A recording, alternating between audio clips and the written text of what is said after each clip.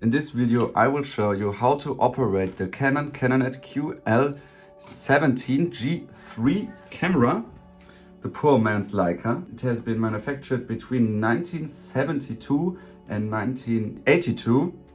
This camera has a 40mm f1.7 lens. That's where the 17 probably comes from. It's a very solid, heavy camera with an integrated light meter and a lot of automatic options and also manual options. That's why I really like this camera. It's pretty expensive. Yeah. But first things, of course, the battery. You need a battery in this shape. 1.35 mercury battery was the original PX625.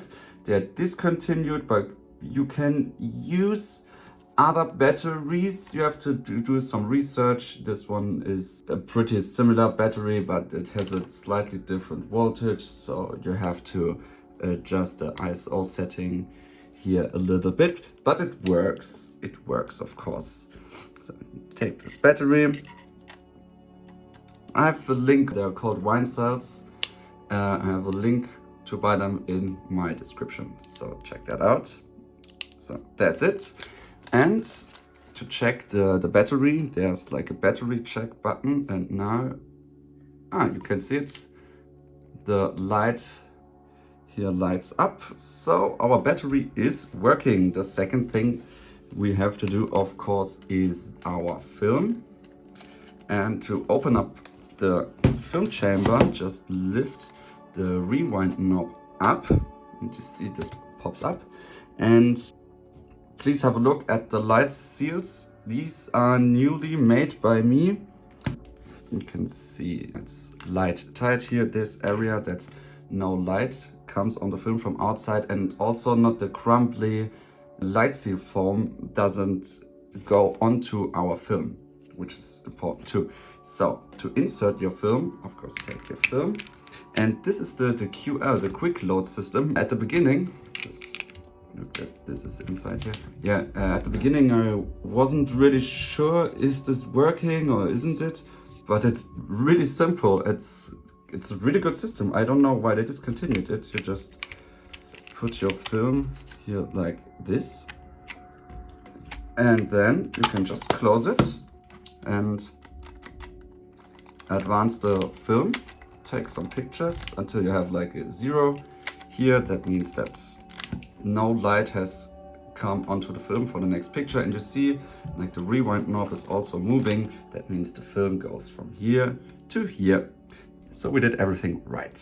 If this thing moves here, of course, don't take that many useless pictures as I do. Shooting film is very expensive. So the next thing, for the integrated light meter, you have to adjust the ISO or ASA setting. Look onto your film. This is, I think, ISO 200 film, but this is now on 200 here. You see it on the lens, and you adjust it with this knob here. See, now it's 25. It's that 25 ISO film. It's a bit hard to turn with this camera, so I use like a screwdriver. But I will do that back to 200. Yeah. I think when I was on vacation, I overexposed my pictures a little bit, but they came out pretty nice. So now the next thing, the aperture. If you look through the viewfinder, you have a needle going up and down depending on your shutter speed, and this is like the needle indicates the aperture your camera is choosing for you. And at the top is like 1.7. That's when the aperture is completely open, and it goes down to 60 when the aperture is completely closed. And the needle indicates what aperture the camera chooses for you depending on your shutter speed, what you're choosing, like 1/60th of a second. The camera doesn't shoot if the picture is under or overexposed, which is like really nice, that you don't waste any shots. So when I'm here, it works. But if I'm now going to like an eighth of a second into the direct light, the camera doesn't shoot at all. But now you heard it, like when I put my hand in front of the lens, it's a bit darker, so the camera can take a picture. So of course you can also do it manually. You can adjust the aperture here on this ring manually too. And I think you can even see it. Ah yeah, now. You can see the aperture and also the dust. So yeah, and if you take a picture with flash, you have here the guide numbers, like 28 for the flash hot shoe is here. I don't have a flash to show it to you, so you have to find that out yourself. It's not that hard, I'm honest.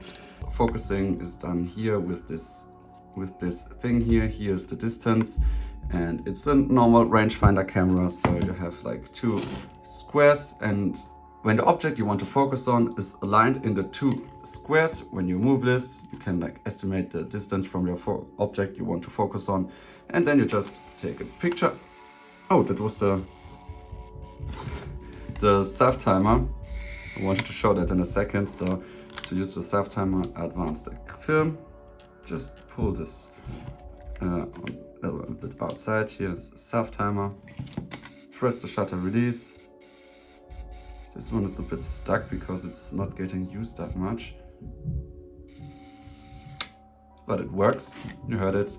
It depends on how much you put it here. So yeah, what else can I show you? Here's like some, no, okay, there's like a PC sync thing, how to rewind the film. So you take your pictures until you can't advance the film anymore. Oh, a lot of pictures in this film. Ah, now, see, I can't take a picture and I can't advance the film further. Now I press the button here at the bottom. Pull this out and you have a little arrow here, and just in the direction of the arrow. Oh.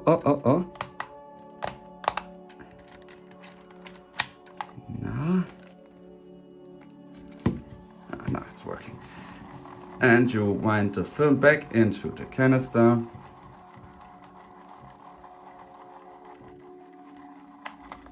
And now you see there's no more tension. That means the film is fully rewound into our canister. And now take this, let it develop in some lab, or better, do it yourself, and enjoy your pictures. What is left to say about this camera? Yeah, I think I took nice pictures with it. It's maybe a bit too expensive. There are cheaper options that are nearly as good, I would say. But honestly, I'm pretty happy with the results. I already sold it. I'm gonna now put it into parcel and send it to France. If you have any further questions about this camera, feel free to ask me, and see you next time.